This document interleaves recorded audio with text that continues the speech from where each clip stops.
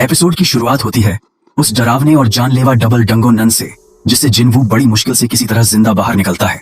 उसकी आंखों में सन्नाटा और दर्द समाया हुआ है, जैसे उसकी आत्मा भी इस भयानक अनुभव से थक गई हो। गंभीर चोटों से भरा उसका शरीर, कटे फटे कपड़े और बेतरतीब बाल उसकी तकलीफ की कहानी बयां करते हैं।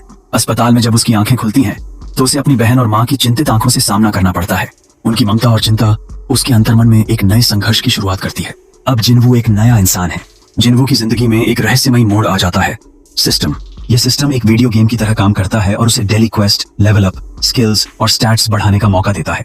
जैसे ही वह इसे देखता है, एक अलार्म उसकी आंखों के सामने चमकता है, जो उसे रोजाना एक्सरसाइज करने का आदेश देता है। पुशअप्स, सिटअप्स, स्क्वाट्स और दौड़।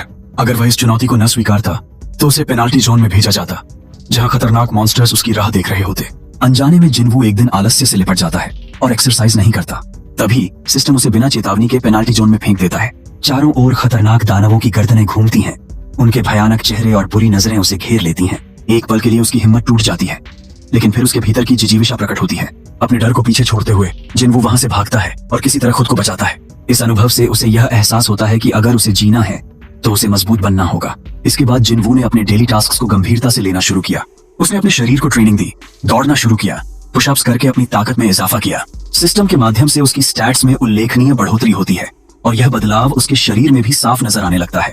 जो पहले दुबला पतला था, वह अब एक सशक्त और समर्थ इंसान में बदलता जा रहा है। फिर एक दिन जिनवू एक लो लेवल डंगोनन में अकेले प्रवेश करता है, बस यह देखने के लिए कि वह कितना ताकतवर हो चुका है। वहां उसे कुछ कमजोर मॉन्स्टर्स मिलते हैं और इस बार वह लड़ाई से नहीं डरता। लड़ाई में उसकी आत्मविश्वास से भरी नजरें चमकती हैं और वह उन्हें हराने में सफल होता है। आंखों में जिसने डर का सामना नहीं किया था, अब वहां एक नई ऊर्जा बह रही होती है। एपिसोड के अंत में जिनवू यह समझ जाता है कि यह सिस्टम उसे एक नई जिंदगी का मौका दे रहा है।